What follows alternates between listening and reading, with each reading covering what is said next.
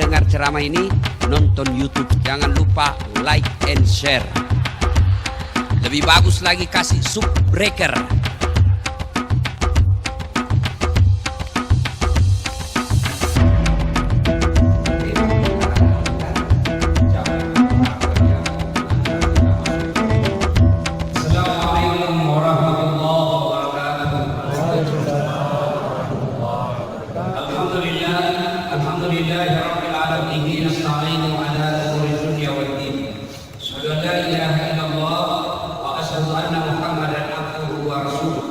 Allahumma salli ala sayyidina Muhammad wa ala alihi wa sahbihi ajma'in. Amma ba'd. Ibu bapak saudara-saudara sekalian yang saya hormati, kurang lebih kira-kira 5 malam yang lalu ada kawan saya sehat walafiat, dia pergi merantau ke Surabaya kerja, lalu selesai sholat maghrib dia pergi main badminton. Selesai badminton, belum selesai masih bertanding ceritanya, tiba-tiba capek, kena serangan jantung, mati mendadak. Dan itu banyak terjadi seperti ini. Alhamdulillah, Bapak masih ada di depan saya sekarang. Bagaimana kalau Bapak yang mengalami tadi badminton wafat? Alhamdulillah, Bapak masih sehat walafiat. Itulah sebabnya kita mengucapkan alhamdulillahirrahmanirrahim. Ada orang ratusan juta duitnya habis dari Makassar ke Singapura. Untuk apa? Hanya bisa kentut. Kenapa? Berhari-hari tidak bisa kentut. Bayangkan apa kalau tidak bisa kentut. Akhirnya ke Singapura hanya untuk bisa kentut, bayarnya 300 juta. Bapak sekali bisa kentut sembarang tempatnya, biar teman-teman tahu. Itulah sebabnya kita mengucapkan alhamdulillah ya Allah. Kita sehat. Alhamdulillah. Jadi jangan selalu merasa miskin. Kita ini kaya semua Pak. Maka kita mengucapkan alhamdulillah ya Allah. Bapak saudara-saudara sekalian, kita bisa mengenal Islam karena jasa para ulama. Dan ulama bisa mengenal Islam karena jasa para tabi'in. Dan tabi'in bisa mengenal Islam karena jasa para tabi'in. Dan jasa-jasa para ulama ini, tabi'in ini mendapat dari tabi'in, lalu tabi'in mendapat ilmu dari sahabat, dan sahabat bisa dapat ilmu dari Rasulullah Muhammad sallallahu alaihi wasallam. Berarti kita bisa mendapatkan Islam ini karena jasa Nabi dan Rasul, dari istimewanya Rasulullah Muhammad sallallahu alaihi wasallam. Itulah sebabnya kita perlu bersalawat kepada Rasulullah Muhammad sallallahu alaihi wasallam. Allahumma salli ala sayyidina Muhammad wa ala ali sayyidina Muhammad. Ibu bapak saudara-saudara sekalian, apabila kita rajin menonton tayangan TV akhir-akhir ini, miris hati kita melihat sebuah rumah tangga. Ada istri yang menikam suaminya sampai meninggal, ya kan? Dia masak air panas, satu baskom besar, apa sih? Panci besar. Suaminya lagi tidur, siram air panas sampai meninggal. Kenapa? Tidak dapat telepon suaminya, ada SMS berselingkuhan tidak. Barak bersiram suaminya ketika dia tidur, mati. Ada juga suami yang memukul istrinya sampai juga masuk di kubur. Kenapa? Ternyata didapat juga SMS istrinya berselingkuhan. Dan berapa banyak kita dapat bapak-bapak peduli anak gadisnya sampai pun anaknya melahirkan, dia bingung bagaimana cara memanggilnya. Padahal ketika menikah, ucapan berbahagia ramai, kembang ramai, ucapan selamat berbahagia ada di medsos beramai-ramai semua, dengan doa semoga mawaddah warahmah. Tapi ternyata setelah menikah jauh panggang dan harapannya mau bahagia, ternyata setelah menikah menderita. Apa sebabnya? Karena nikah tidak meluruskannya. Ini tema kita hari ini kan, mencapai keluarga yang mengantar kita masuk ke dalam surga. Untuk sampai itu yang pertama, kalau mau berkeluarga sakinah mawaddah warahmah, yang pertama luruskan dunia. Ini dulu. Anak muda mau menikah untuk apa?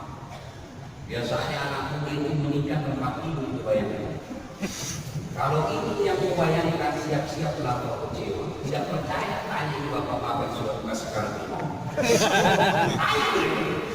Itu Pak, udah lama enaknya dia begitu. Benar, mana buktinya? Orang kan selesai menikah cuma dikatakan bulan madu, tidak dikatakan tahun madu. Karena sebenarnya saja di itu seks yang kau pikir, maka siap-siaplah kalian kecewa. Maka luruskannya, yang ini penting. Contoh, agama mengajarkan tindakan amal dunia. Amal itu tergantung niat. Contoh ya, ada orang salah niat. Pentingnya niat. Ada orang pesantren, guru memiliki 2 murid, diajar karena ini muridnya, ilmunya semua ditransfer. Selesai diberi transfer ilmu, dan gurunya berkata, nah, semua ilmu kau sudah dapat. Turunlah kau menghidupi dengan ilmu. Turunlah murid ini. Satu jadi pedagang, satu jadi petani. Yang jadi petani, dia tanam ubi. Begitu panen, makin tidak bagus panennya. Dia ingat dulunya, saya bisa panen ini karena jasa-jasa guru. Akhirnya dia ambil buktinya yang paling baik, dia masukin dalam karung, dia pikul, naik ketemu gurunya di pesantren. Assalamualaikum guru. Waalaikumsalam. Gimana kabarmu? Alhamdulillah guru. Setelah saya keluar dari pondok, saya bertani. Ini ada ubi saya bawa hasil panen saya. Kata gurunya, bagus, suka kau. Tapi masuk di sini, ibu. Dia masukkan ke sininya gurunya. Cerita-cerita, guru, mohon maaf, saya mau pamit dulu. Kata gurunya, dulu ini gurunya, masuknya muridnya, masuknya ini gurunya. Istrinya, bu, apa dikasih ini murid kita? Baik itu, dia bawa kaki kita ubi, jalan kaki, dia pikul pula. Apa kita kasih ini? Kata istrinya, tidak ada, Pak. Aku cari dulu, masa cara kau bisa oleh. Cari dulu, tidak ada, Pak. Kecuali itu ada kambing di bawah-bawah Pak Camat. Ada gurunya sudah kasih aja itu kambing, saya tadi kolesterol, tidak butuh kambing. Silakan buka. Pergi tadi bawa apa? Bawa apa? Ubi. Pulang bawa? Di perjalanan ketemu temannya yang pedagang. Assalamualaikum teman. Waalaikumsalam. Dari mana? Tadi kumpul ketemu guru. Karena pada kami dia bilang kasihan, tidak baik betul. Saya bawakan ubi, saya dikasih kambing. Jangan pulang ke ini pedagang. Namanya pedagang itu untuk rugi. Dia pikir sedangkan ubi di bawah, udah bawa kambing. Apalagi kalau lebih dari ubi. Dia ambil ubinya overcam. Dia isi sembako, beras, tepung, minyak, gula, air, punya satu mobil di bawah. Assalamualaikum guru. Waalaikumsalam. Tahu yang kenapa? Saya setelah keluar pondok saya jadi pedagang guru. Ini ada sebawa sembako. Mudah-mudahan dipakai berkah. Cerita-cerita, guru, saya mau mengisi dulu kali. Kata gurunya itu dulu. Nah, masukkan istrinya, bu, awal kasih dulu kita. Baik betul dibawakan itu sembako satu mobil lagi. Tidak ada Pak, atau cari dan masa tidak ada di bawah. Cari tidak ada Pak, kecuali yang kita ubi yang di bawah. Ya sudah, kasih aja ubi daripada dia pulang kosong, kasih ubi. Dikasih lagi ubi. Baik dan di bawah. Sembako. Pulang bawa ubinya lagi kebelannya. Begini lagi kita. Kalau bekerja jadi polisi hanya cari fulus, 30 tahun jadi polisi tidak ada namanya. Peroleh kecuali itu.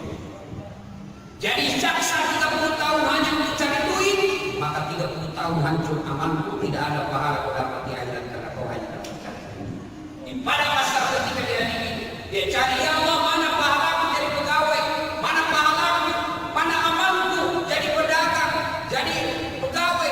30 tahun saya mengabdi kepada negara. Mereka berkata, oh itu Tuhan, dia cari duit adikku.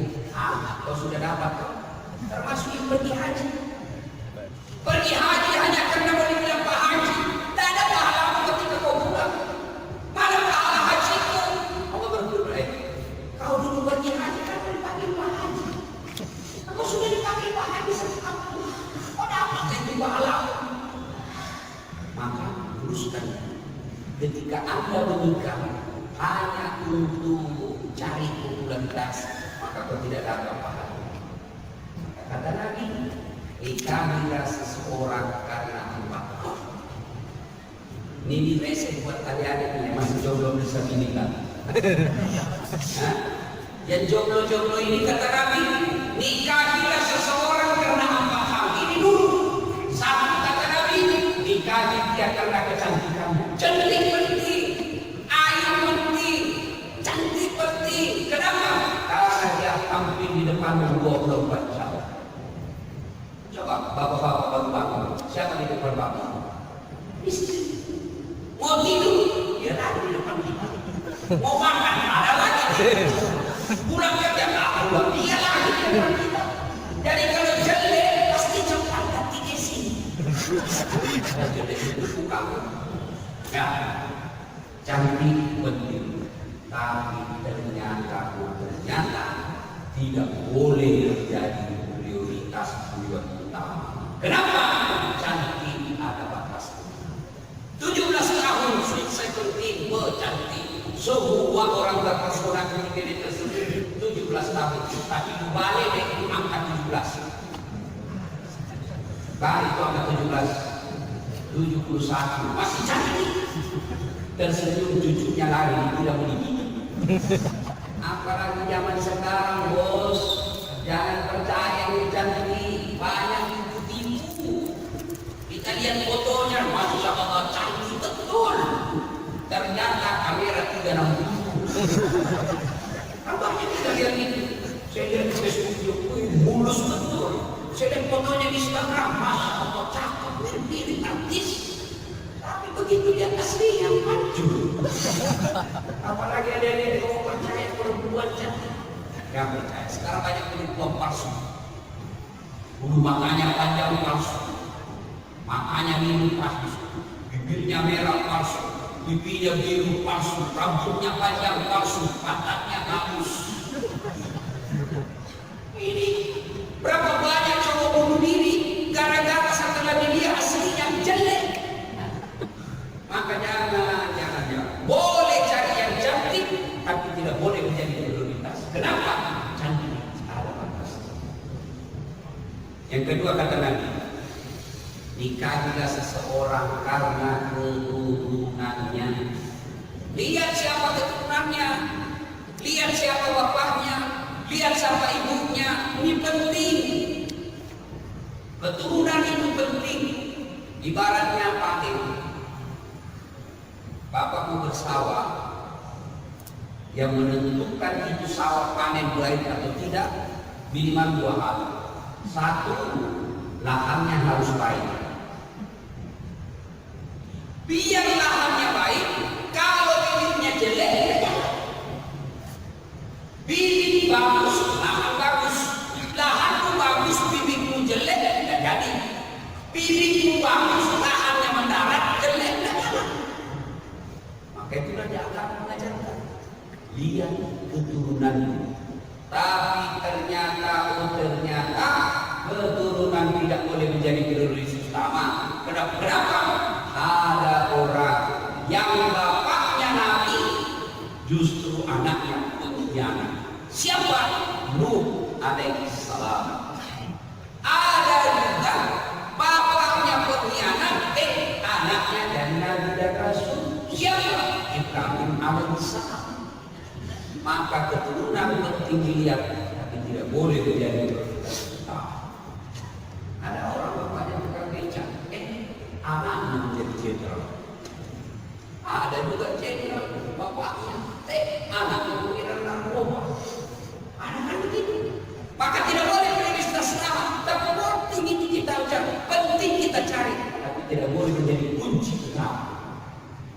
ketiga kata Nabi, pilihlah karena kekayaannya. Nah, penting juga ini. Islam ternyata tidak melarang materialistik, tapi tidak boleh itu hartanya orang. Kau nikahi dia karena harta, tiba-tiba banyak yang duitnya, tapi dia tidak bersaudara. Habis perjuangan Islam, tidak boleh. Maka laki-laki yang terhormat adalah berdiri dengan kepala tegak tanpa mengharap bantuan mertua. Amin laki-laki. Karena dia tidaknya tenggelamnya kapal Pandemic. Itu kan hebat itu saya nutip orang Bugis Makassar. Kau hina saya di kampungmu. Pandang pisang berdua-dua kali. Bahkan dia lagi memakan bekasnya orang. Si Hayati dia tolak cintanya Jainuddin karena Jainuddin tidak keturunannya tidak jelas, tapi ternyata Hayati memanfaatkan cintanya dari orang kaya yang terhormat dan dia datang kepada sisi ini. Ini kritik tegas, kritik keras dia hamka terhadap dua suku Bugis dan Minangkabau. Lihat keturunannya, lihat kekayaannya penting, tapi tidak boleh menjadi prioritas utama. Yang keempat, kata Nabi, nikahi dan lihat karena agamanya. Masih selesai bertanya, Ustaz, kenapa agamanya berapa? Mestinya kan nomor satu. Sebenarnya salah bos. Di situ bukan titik, ada koma. Utamakan agamanya, karena dengan agama kau akan dapat semua. Untuk mendapat perempuan yang sempurna, dialah cantik, dialah keturunan baik-baik, anak orang kaya pula, bagus pula agamanya, sepertinya sangat sulit. Untung kalau ada 10 di antara 100 orang. Kan yang banyak cantik mukanya, hancur akhlak. Bagus akhlaknya, mukanya berantakan. Ada lagi kaya, itu kan gitu kan. Untuk mencari yang cantik, dia baik keturunannya, dia punya orang kaya pula, bagus agamanya. Ada sih, ada di Kota Padang seperti itu. Ada cewek seperti itu Pak. Kalau ada tunjukkan saya juga masih mau. Maka kata Nabi, usaha utamakan agama, karena agama masa itu dia miskin, karena cantiknya akhlaknya dia menjadi kaya. Bukannya seperti itu kata yang baik, sopan kelakuannya, akhirnya bukannya yang tidak terlalu cantik dipercantik oleh akhlaknya. Maka dia ada sekalian, kalau kau mau menikah, mendapat keluarga yang bahagia, sakinah mawaddah warahmah, utamakan agama. Kalau kau cantik, prioritas, maka siap-siap kalian kecil. Nah, ini yang pertama, luruskan. Yang kedua, setelah menikah, percaya tidak ada rumah tangga yang tidak ada masalah.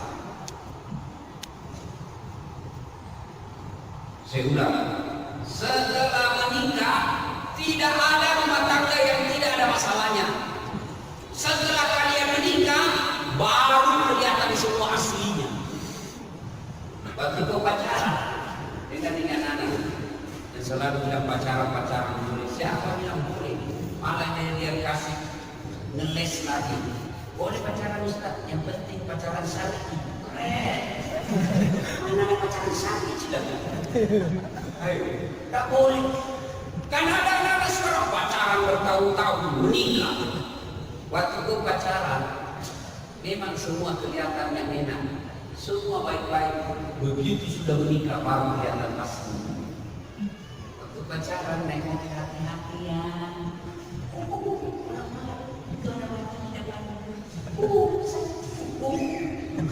Kemana mau pergi aku akan mengikuti. Gunung kan kudaki, lautan ku seberangi, masjid kau lewati. Ada seperti itu. Waktu masih pacaran semua bagus-bagus. setelah menikah, ya istrinya apa ya? Mana suka sama kamu? Udah beres. Waktu pacaran, panggilannya sayang, romantis. Ya, salam sayang selalu ya.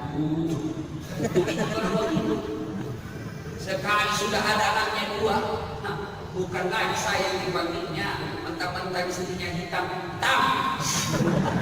Saya bilang istrinya apa gendut? Maka percayalah, tidak ada rumah tangga yang tidak ada masalahnya. Bohong itu kalau ada orang bilang tidak ada masalah. Bohong, biar dia suka. Bapak kira itu tidak ada masalahnya seorang ustaz? Percaya, Bapak kira tidak ada masalah? Oh, banyak masalah Pak dalam rumah tangga. Apa masalahnya? Rata-rata ustaz itu mau kawin lagi dan takut sama dia. Semua itu Pak. Apalagi kalau istri orang bugis, jangan coba-coba. Berat. Itu masalahnya Ustaz. Tidak ada rumah tangga yang tidak ada masalah. Jangankan kalian semua, jangankan bapak ibu ini generasi akhir zaman, ya. Nah, apa nanti tidak ada masalah dalam rumah tangga beliau? Pernah dikisahkan 3 hari 3 malam tidak ketemu makanan kecuali minum air sampai puncak Hasan Husain cucunya Rasulullah. Kenapa? Dan makan roti cuma minum air. Nangis 3 hari 3 malam. Apalagi bapak itu ibu. Pasti ada masalah dalam struktur keluarga. Nah itu dihina. Apa hinaannya? Orang Mekah memaki Nabi, diusir dari Mekah, meninggalkan Madinah. Siapa yang usir? Bukan orang lain. Siapa yang usir Nabi? Pamannya sendiri, Abu Lahab. Itu Nabi. Apalagi kita.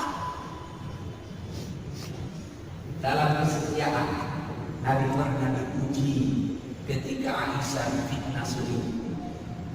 Misalkan pernah fitnah selingkuh. Coba ya, apalagi kita.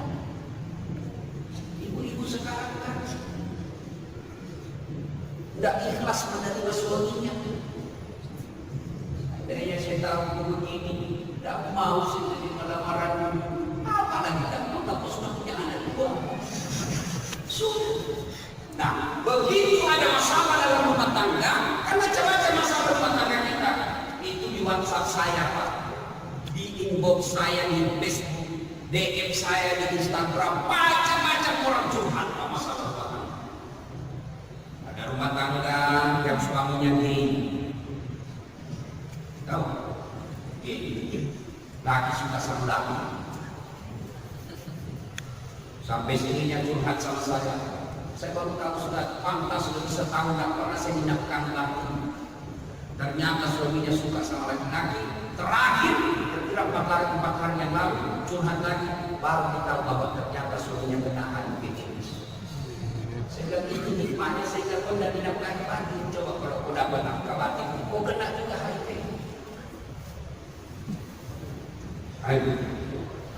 Ada juga yang curhat, Ustaz, saya penyakit kanker dipicu oleh stres. Stres ini semakin mempercepat saya mati kalau saya selalu stres. Kenapa bisa? Suami saya Ustaz bawa perempuan lain ke rumah. Ustaz, apa tindakan saya? Tuhan tindakan sabar. Tidak bisa sabar. Tindakan kedua apa? Kau ke pengadilan agama, tidak usah cerita jeleknya orang. Tidak ada orang tidak masalah. Ada juga laki-laki yang dihina terus sama istrinya. Ustaz, saya diremehkan sama istri saya. Mentang-mentang dia kerja, saya juga kerja tapi penghasilan saya seadanya. Dia lebih baik kerjanya. Itu ada juga laki-laki yang curhat begitu. Sampai saya tidak dihargainya Ustaz. Tidak pernah lagi masih buat saya. Saya bilang sabar Pak. Rumusnya sama. Tidak ada yang lain Ustaz. Boleh apa? Ceraikan kalau Bapak bisa sabar. Boleh diberikan dengan catatan baik-baik, jangan dicerita kejelekannya. Semua orang punya masalah dalam rumah tangga, dan ketika ada masalah dalam rumah tangga tidak ada pilihan lain dua saya. Ista'inu bisabari wassalam. Sabar berbenisuah. Kadang-kadang kita bermasalah dalam rumah tangga, Pak. Kenapa? Karena pasangan kita bandingkan orang lain. Wih, romantis betul itu sudah mata belanya. Kenapa kota romantis? Facebooknya, fotonya, oh romantis betul berpelukan sama istrinya. Apa itu jaminan dia romantis? Apa itu jaminan dia bahagia? Soal foto di Facebook itu 5 menit selesai. Kita nggak tahu yang 23 jam sekian menit apa yang terjadi dalam rumah tangganya. Foto-foto, bodoh itu kalau fotonya yang bertengkar, dia share ke Facebook. Loh namanya. Jangan percaya. Semua orang punya masalah. Maka Allah mengajarkan kalau ada masalahmu, kau sabar. Gimana itu sabar? Coba lihat Ayub alaihissalam. Tadinya kaya, hancur bisnisnya. Nah, hanya berkata, alhamdulillah bisa masih kaya. Berapa banyak orang tidak pernah merasakan namanya kaya. Tidak cukup sampai di situ. Diuji dan diuji lagi oleh Allah. Meninggal anaknya. Kata lagi iblis, berhenti kau sampai itu Allah. Apa itu Tuhanku? Diambil hartamu, sekarang diambil lagi anakmu. Apa kata Ayub alaihissalam? Alhamdulillah, saya sempat punya anak. Berapa banyak orang berkeluarga puluhan tahun dan punya anak. Saya alhamdulillah sempat punya anak. Ada juga mahasiswa yang sudah datang pada saya sudah musafir dan punya anak. Karena ada sini belum punya anak ada sini. Ada juga lebih hebat, Pak. Ada suaminya punya anak. Aja lebih jauh lagi. Macam-macam. Ayub alaihissalam habis usahanya, meninggal anaknya, diuji lagi apa ujiannya, sakit, seluruh anggota tubuhnya dimakan oleh ular. Datang lagi iblis. Yuk, sudah bersama Tuhan. Apa katanya? Alhamdulillah, sempat saya sehat. Berapa banyak orang hari lahir tidak pernah merasakan namanya sehat. Berdoa kau kepada Allah, kata istri Ayub. Doa apa? Apa Nabi? Apa kata Ayub? Saya malu minta kepada Allah. Saya malu berdoa kepada Allah. 81 tahun saya sehat. Saya baru 16 tahun sakit. Malu saya minta kepada Allah. Kita dalam rumah tangga baru dites influenza 2 hari. Proses sejauh anak masih sakit saya. Saya rajin sholat. Apa baru ujian influenza? Ayub alaihissalam, Nabi dan Rasul diuji bukan 1 hari, bukan 1 bulan. 16 tahun sakit, seluruh anggota tubuhnya dimakan oleh ular. Tapi beberapa Ayub alaihissalam tidak pernah protes, malu berdoa kepada Allah. Rumah tangga, apalagi tidak cukup sampai di situ, diuji lagi apa? Diusir dari kampungnya. Keluarga Ayub, kalau kau tinggal di sini, kami semua kena penyakit ini. Ayub alaihissalam tinggalkan kampung. Tidak cukup sampai di situ ujiannya. Istrinya Ayub alaihissalam tinggalkan. Kata istrinya, Bang, mohon maaf, saya tinggalkan pohonnya. Saya sudah capek di kursi. Ada nggak istri model begitu? Karena ada juga yang begini. Ketika kita hebat, kaya, setia betul, begitu kita miskin, sakit, dia tinggal. Ini istrinya Ayub alaihissalam. Kata Ayub alaihissalam, silakan. Tapi kalau kau datang, saya hukum kau, saya cabut kau 100 tahun. Izin Allah, Ayub alaihissalam akhirnya sembuh. Setelah sembuh, katakan istrinya, Pak, maafkan saya, Pak. Saya gila. Kata Ayub alaihissalam, saya maafkan kau. Tapi saya cabut kau 100 kali. Apa? Ayub alaihissalam mengambil lidi satu bakar, lalu diikat satu luka, lalu dipukul istrinya. Kemana dipukul? Pipinya. Bukan. Ayub alaihissalam katakan, angkat kakimu sayang. Yang kakinya dipukul. Apanya? Telapak kakinya 1 kali. 100 kali. Dan teman-teman kalau sudah dengar begini, pulang dia hukum sorry. Dijubukan. Dijubukan. Maaf sekali. Berurusan sama polisi. Tidak ada rumah tangga yang tidak ada masalah. Maka resepnya sempurnakan sholat, tingkatkan sholat. Ada yang datang sama saya, Ustaz,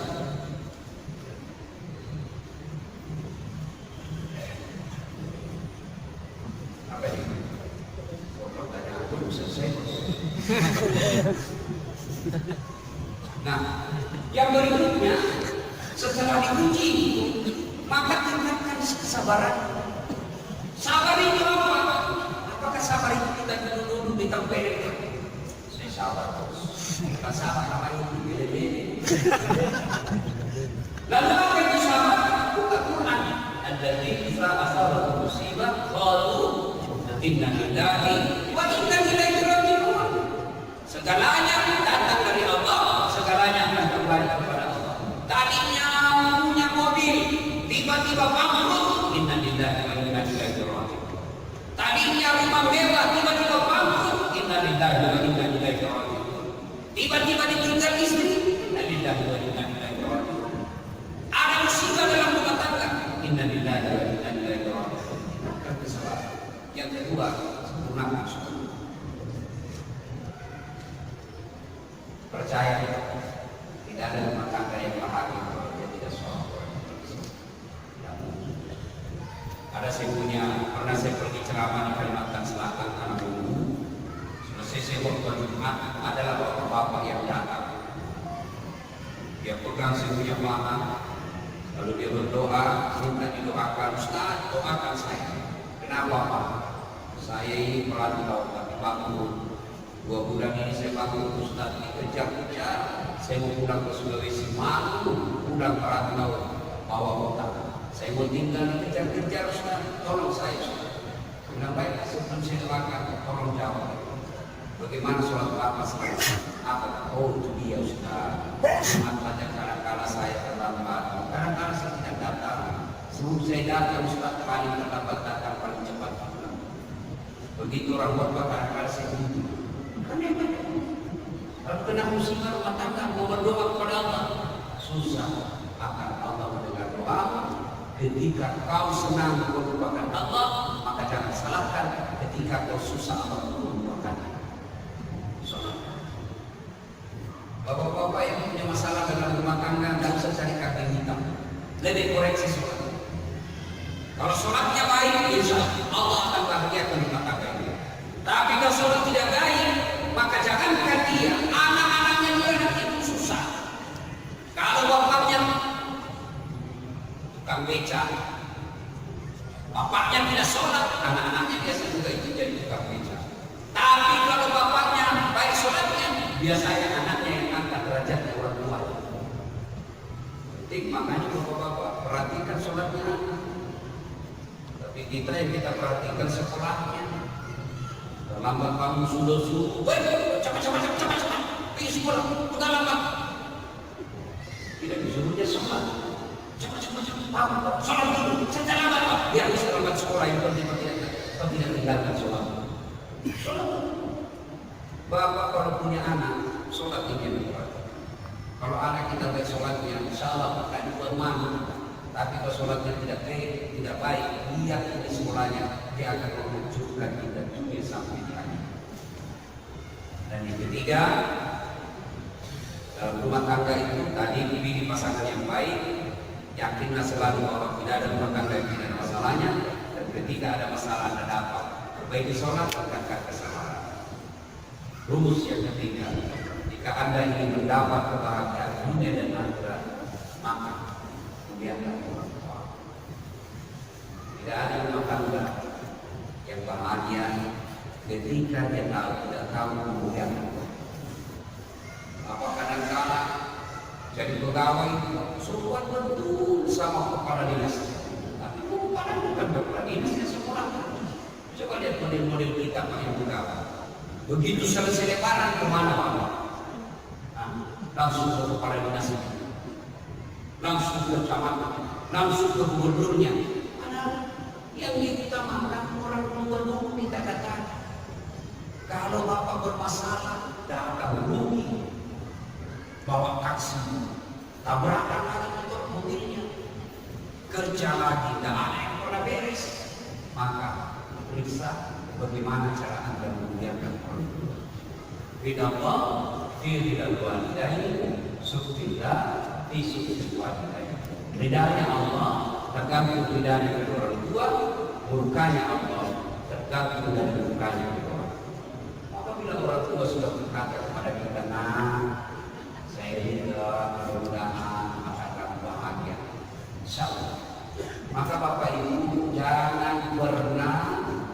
lupakan didoakan orang tua. Haruskah orang tua sholat lalu doakan kita? Tidak harus. Harus dia selesai sholat dulu. Tidak. Bagaimana telepon saja? Hari ini saya mau ini doakan saya selamat dunia akhirat. Begitu ibu mengatakan amin, itulah doa. Saya dalam hidup saya minimal 2 kali dalam sehari saya telepon saya. Minimal ini. Pagi baru bangun, bagaimana kabar? Sehat-sehat. Jangan lupa doakan saya selamat, ringan dakwah saya sehat walafiat. Begitu ibu saya bilang amin, bukan menang perasaan itu yang mendekatkan arasnya. Mau tidur lagi minta lagi didoakan. Gimana kabar? Alhamdulillah. Sudah sholat isya? Sudah. Jangan lupa maafkan orang yang berdosa dan menyakitkan pada hari ini, dan yang penting doakan saya selamat. Amin, saya selalu. Itu enaknya kita doakan sama orang tua. Ikhlas. Dan kalau kita minta maaf sama orang tua, itu belum kita minta maaf. Maafkan saya apa? Dia kata jawabannya, oh belum minta maaf, saya sudah maafkan kamu. Tapi berapa banyak rumah tangga yang berantakan tidak bisa meraih kebahagiaan karena kita tidak menghormati orang tua. Biasanya kita sih hormat sama orang tua, Pak. Biasanya kita hormat sama orang tua. Tapi yang kadang-kadang kita membuat berdosa, kalau istri kita taat sama istrinya. Pernah dengar kisahnya sahabat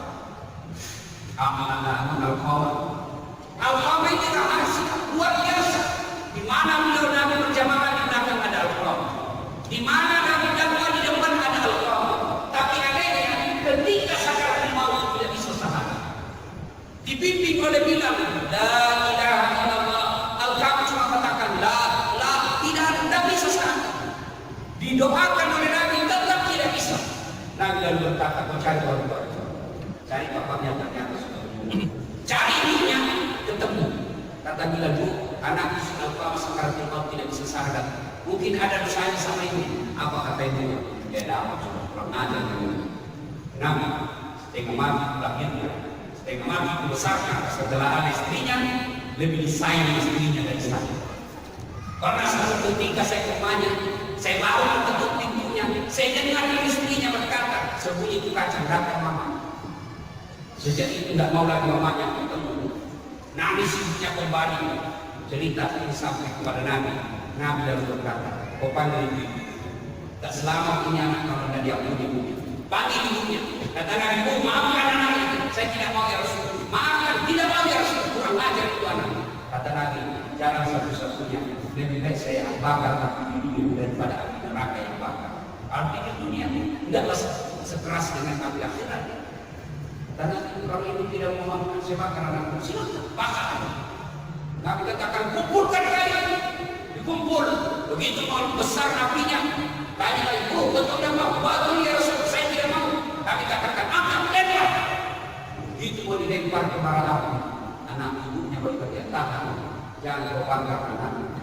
Lebih baik saya maafkan dia daripada kebakar. Tidak ada artinya ketimbang penderitaanmu melanjutkannya. Saksikan ya Muhammad, saya ampuni dosa-dosanya anak. Begitu dia katakan, saya ampuni dosa-dosanya anak.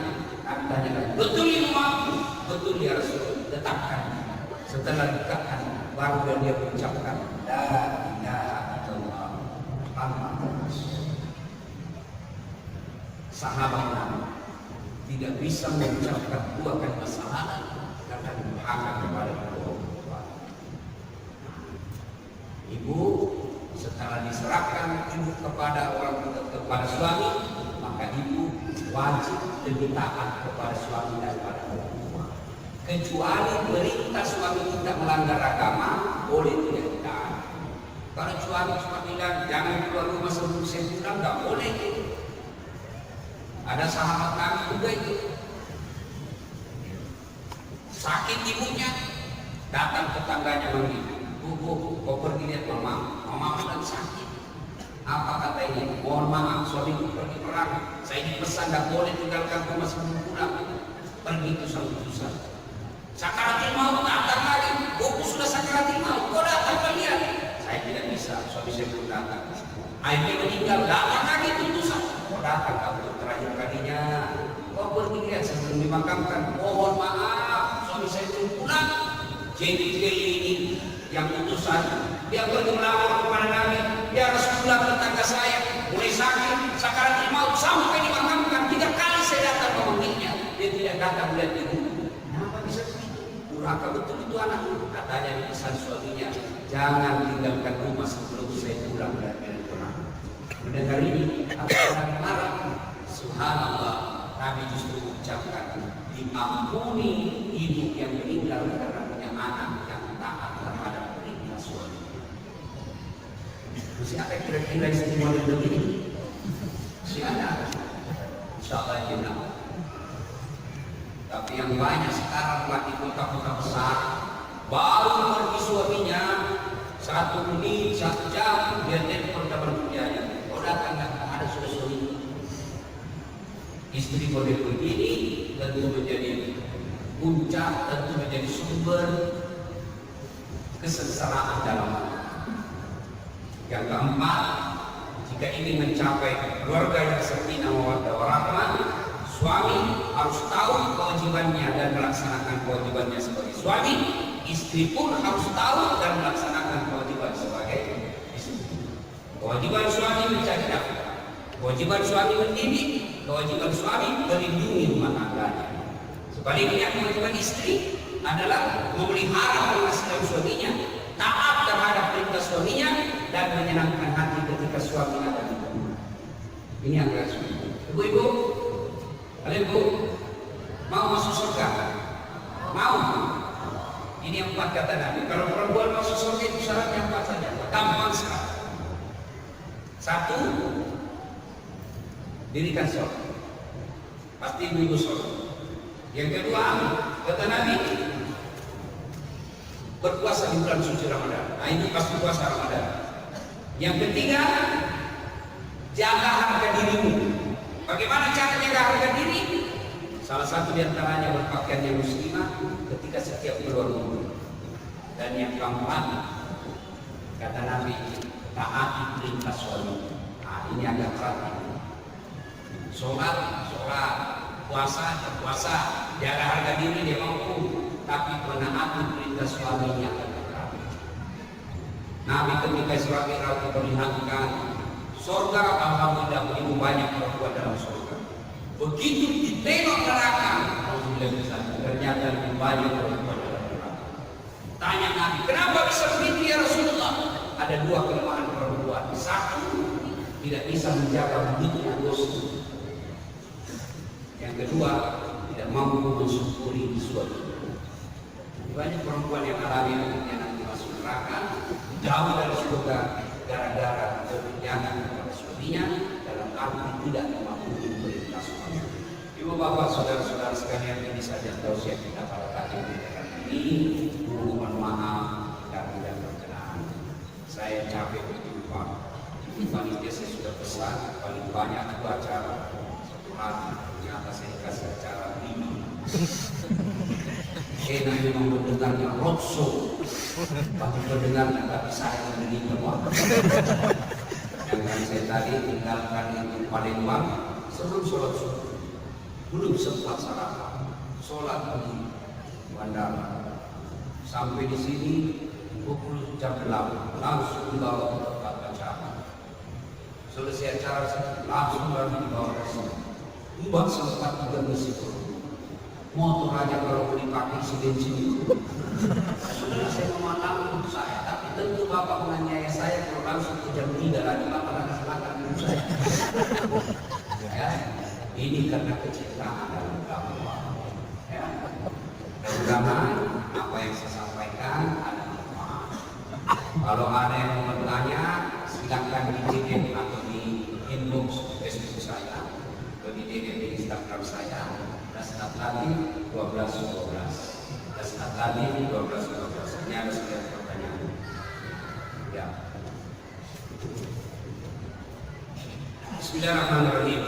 Assalamualaikum. Saya ingin bertanya, bagaimana apabila suami saya masih sering berjudi, sedangkan sudah sering saya ingatkan dan saya nasihat. Bu, percaya deh Bu, paling susah ibu nasihati suami, pasti dia tidak berkah. Betul-betul suami yang hebat imannya itu yang mau dan menasihati istri. Kenapa? Suami itu memang ego yang tinggi. Apa kok menasihati saya nafkahin, saya kasih ikan ke rumah, saya ini. Maka bagaimana caranya menasihati suami? Jangan ibu yang nasihati suami. Gimana caranya? Putar kasetnya Ustaz Dasar di YouTube, putar ceramahnya Ustaz Abdul Somad, pura-pura ibu dengar. Suami ada di samping, bahaslah tentang sifat-sifat penjudi ini. Supaya begitu rupanya. Karena kalau suaminya ditutup telinganya, apalagi kalau ibu sendiri suka ngomel. Kan ibu-ibu penyakitnya kan suka ngomel. Kalau istri ini juga suka ngomel, Pak. Jika menghadapi istri yang suka ngomel itu gampang sekali. Bagaimana caranya Ustaz? Diam. Tak usah diajak ngomong. Kalau dia nanya, diam saja. Karena kalau dijelaskan tak masuk jawaban tidak pandai. Apalagi kalau dia sudah bilang pokoknya, diam saja. Sudah dijelaskan satu muncul dua, dijelaskan dua muncul tiga. Sudah jelas semua, dia ungkap tadi, tidak ungkap lagi apa tahun yang lalu. Mana sudah diungkap lagi? Itulah perempuan. Maka kadang-kadang kalau sifat perempuan begini lalu mau dinasihati suami dan mempan. Gimana caranya? Kalau ada rezekimu, bikin pengajian di rumah. Bikin pengajian di rumah. Curhat sama Ustaz. Ustaz, suamiku begini. Nah, Ustaz juga begitu kok ceramah, jangan dalam 60 menit itu harus kau bahas. Pasti istri ini berkata suaminya, pesanan. Ini pasti istri saya jadi sengaja ini. Nah itu Ustaz, kalau 1 jam yang bercanda-canda saja 30 menit, bahas itu soal judi suami ini 5 menit saja supaya suami. Oh, bukan saya sebenarnya ini tujuan utamanya. Tapi kalau 1 jam itu terus, maka suaminya berkata, kurang ajar ternyata tujuan utamanya ini saya. Nah, itu ada teknik. Ibu, cara terbaik, ibu jangan curhat ke orang lain. Ketika suami tukang judi, hidayah bukan dari Ustaz, hidayah dari Allah. Maka yang terbaik ibu bangun sholat hajat, berdoa kepada Allah. Dan doa itu tidak harus bahasa Arab. Ini banyak di antara kita itu berdoa beli buku doa, tapi dia hafal. Doa itu bukan menghafal, doa itu curhat. Daripada ini pakai bahasa Arab tidak tahu artinya, bingung kan mereka. Ini kayak dia menangis depan. Dia mereka tahu ini dari bibir lagi hati. Dia mau doakan suaminya supaya dari soleh, ternyata dia doa kita jodoh. Ibu doa bangun sholat tengah malam, tapi kalau ibu tidak sholat susah itu mata kamu bahagia. Sholat mengandung dalam sholat hajatmu, ya Allah. Engkau yang membimbing dan memberi hidayah suami saya. Berikan hidayah ya Allah. Jangan lama suami saya begini ya Allah. Nanti gimana anak-anak saya? Lalu cukup sampaikan kepada Allah. Nah, supaya cepat doa dikabulkan sedekah. Sedekah itu penyebabnya doa cepat dijawab oleh Allah. Jadi kalau misal suami seperti itu, ibu bangun sholat tahajud, sholat hajat, lalu kalau ada rezeki, ya Allah. Ada cara cepat-cepat doa dikabulkan. Apa? Sedekah. Ya Allah. Lindungi suami. Ya Allah, ini ada duit saya 500 juta. Yesus bawa kursi di versi. Wabilang kabur. Muslim saja. Saya dapat apa ini Allah. Mudah-mudahan sedekah kepada sesama muslim. Suami mendapat hidayah dan terhindar dari wanita jahat. Cuma jadi masalah kalau suaminya juga mau sholat tahajud. Saya tahu terus. Ya Allah, saya sudah capek ya istri. Kalau tidak mau ngama aja kerjanya. Ya Allah besok saya bawa duit saya ke Minangkabau Station 500. Mudah-mudahan 500 lebih. Tolak pala. Ini masih kawin lagi.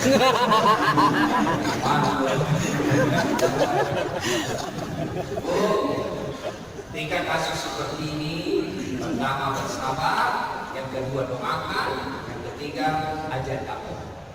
Kalau dia sulit diajak dakwah seperti ini, pagi-pagi itu putar TV. Saya pernah mondok pesantren. Tapi bagaimana bapak saya? Karena bapak saya juga bukan ulama, bukan ustaz. Gimana? Baru bangun pagi itu diputar kaset ceramah. Saya ingat itu waktu itu masih booming-boomingnya kaset Sayyidina Syekh. Diputar tiap pagi. Baru bangun kita sholat subuh dia putar itu. Kalau 1 jam kita ceramah dalam rumah masa katanya dia tidur. Putar aja. Paling tidak harus sudah tahu agama. Soal diamalkan, kita minta hidayah kepada Allah, mudah-mudahan diamalkan ini ya dulu. Memang kadang-kadang sekarang kan jarang putar-putar ceramah, ada yang belakang. Ya, itu yang pertama. Pertanyaan berikutnya, bagaimana apabila suami masih sering memikirkan mantannya?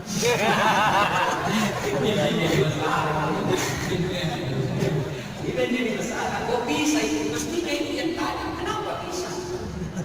Ada memang perempuan begitu Pak. Saya dulu waktu SD, ada perempuan juga saya suka dan dia juga suka sama saya. Istri tidak mau dia.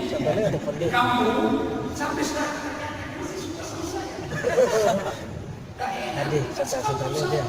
Tapi telepon kamu saya dong. Telepon tanya-tanya kapan? Iya. Sampai istri saya. Jadi padang. Hanya dia suka telepon. Saya ngobrol, udah enak sekarang. Nanti kita sombong sebenarnya. Akhirnya nomor HP-nya saya save, tulisannya di situ namanya penjual batu bara. Dia telepon, dia sama istri saya. Ustaz, bunyi telepon, siapa saya? Penjual batu bara.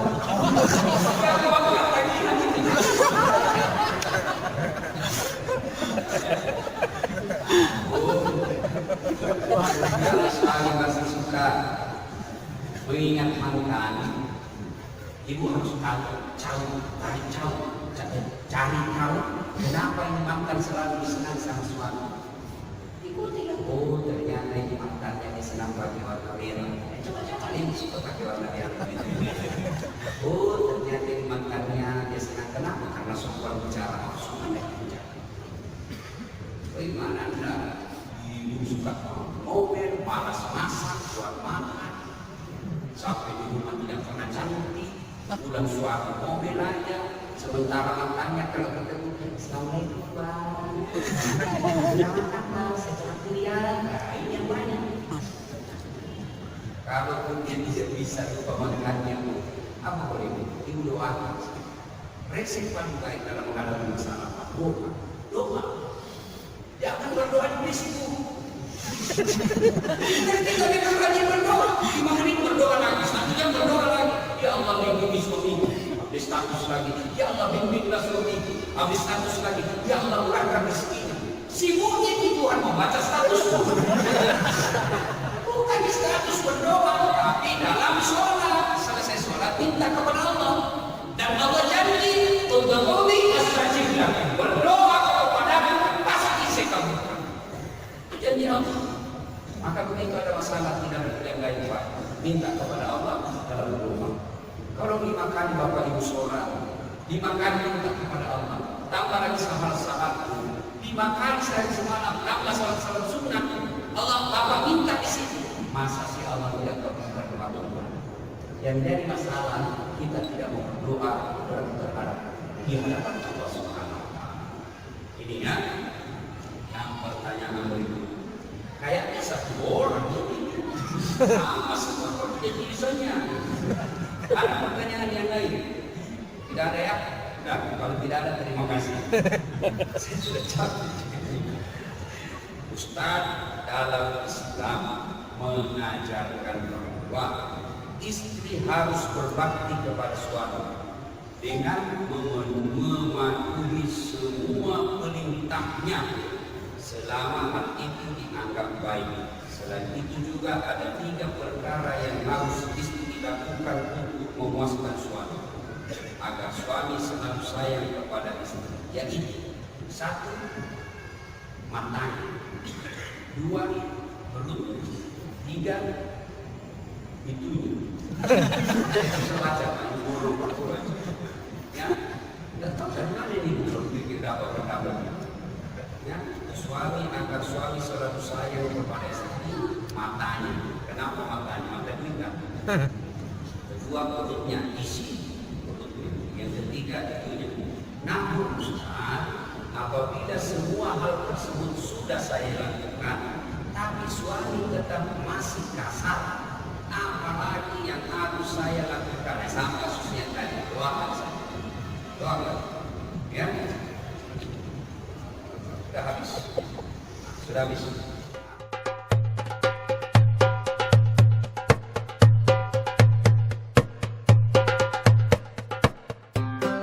Jangan lupa like and share. Lebih bagus lagi kasih subbreaker.